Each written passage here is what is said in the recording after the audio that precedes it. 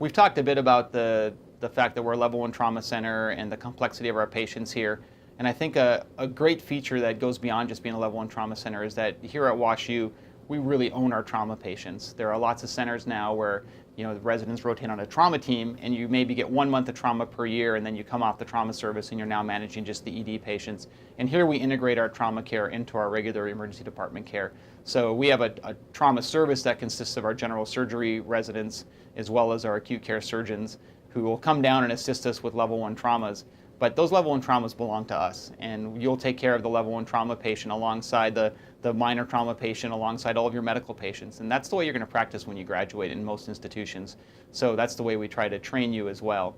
So I think getting that exposure is really important, and keeping that exposure maintained throughout your training year as opposed to just bolusing you trauma for 1 month makes a big difference. If you're working trauma only in the winter, you get 1 month is January, you're going to see a lot of blunt trauma from car accidents and things like that from the weather, as opposed to working in July where you might see a lot of penetrating trauma from gunshot wounds because it tends to be a little bit seasonal.